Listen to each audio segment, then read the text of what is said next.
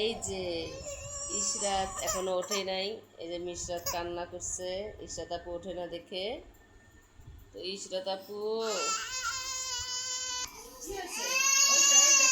আসো, আসো, আসো, আসো, আসো। আল্লাহ, ইশরাত আপু ওঠে না। বলো, বলো, বলো, বলো তো ইশরাত আপু ওঠো, আমরা খাবার খাবো। আচ্ছা, তা আসলে একটা জিনিস দেখাই।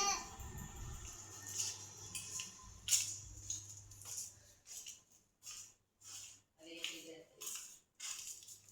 এই যে ফ্রিজ ফাঁকা হয়ে গেছে।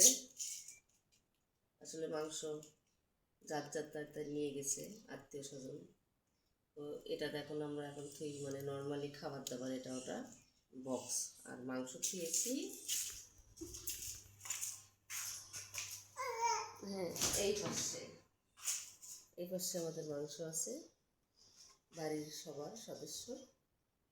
হ্যাঁ, মাংস রেখেছি।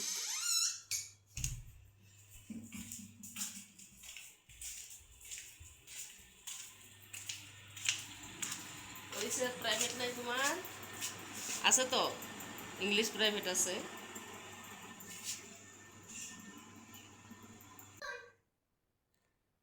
তো আমরা কিন্তু বেশিরভাগ রান্নাঘরেই ভাত খাই, কারণ ওখানে রান্না করি, ওখানেই ভাত খাই, এখানে খাওয়া হয় না। তো এই ঘরে বেশি কিছু নাই, এটা এমনিতেই আত্মীয় স্বজন আসে, বসে আড্ডা মারে। আর এই যেটা আমার শাশুড়ি ঘর, শাশুড়ি এখনো ওঠে নাই।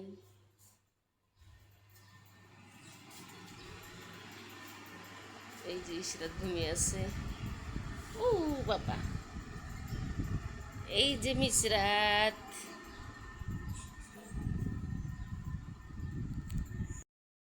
দর্শক বন্ধু আসসালামু আলাইকুম। সকাল সকাল মিশরাতের বাবা গিয়েছিল বাজারে। তো কি কি আনছে দেখি। সকালবেলা বলছে কি কি লাগবে, তো আমি খালি বলছি মাছ মাংস লাগবে না, মাছ মাংস ফ্রিজে আছে। তো দেখি কি কি এনেছে। এখানে এনেছে আম। আসলে আম কালকে রাত্রে আনছে, আবার কেন আম? কাল রাতে আসার সময় আম নিয়ে এসেছে রাত্রে। তো এখানে আনছে পেঁয়াজ। আর কি দেখি, এখানে আনছে ঢেঁড়স।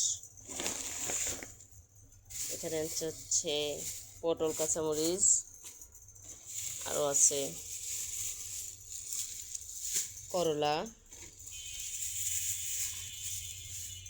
শসা, তো আর কিছু নেই। তো এইগুলো আমাদের আজকের বাজার নিয়ে এসেছে।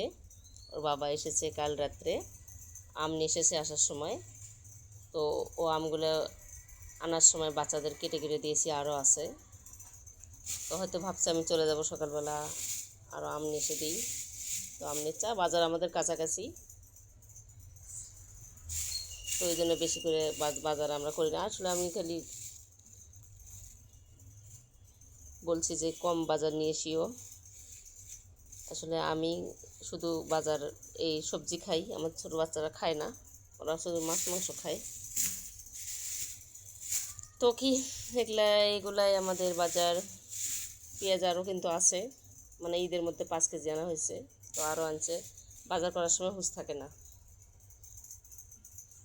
তো এই দেখেন আম কেটে খাইছি সকালবেলা, কালকের আম বাচ্চাদের সকালে কেটে দিয়েছি।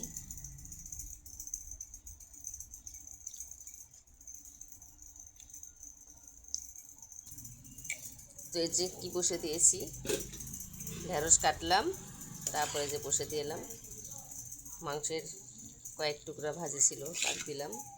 ওর বাবা খেয়ে অলরেডি চলে গেল এক্ষুনি, এখন বাজে সকাল 7টা। ওর বাবা চলে গেছে, অফিস আছে, সকালবেলা আবার অফিস ধরতে হবে। শুক্রবার দেখে আসছিল।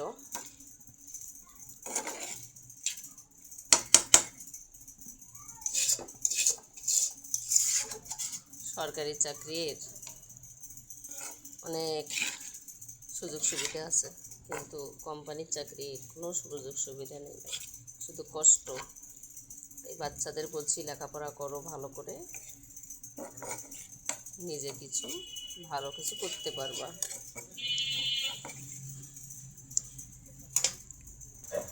তো মিশরাতের বাবাকে যাওয়ার সময় এই যে ভুড়ি দিয়েছি অর্ধেক, আর অর্ধেক এই যে আমরা জাল দিয়ে খাবো বাচ্চাদেরকে নিয়ে।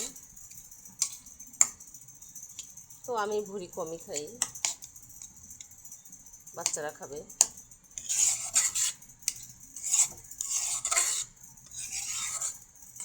আসলে আমার শ্বশুর বাড়ি কিন্তু অনেক কিছু ছিল, গাড়ি বাড়ি সব। আসলে এরা ভাই বেশি, 7 ভাই, তো এই জন্য আসলে ভাগ একটু কম পেয়েছে।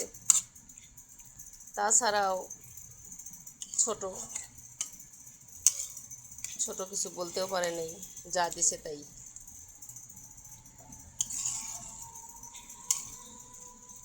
বাবার যে ছিল বসে বসে রাজার হালে দিন যেত, তাও ঠিক না, ভুল বললাম। বসে কারো রাজার হালে দিন যায় না, কর্ম করতে হয়।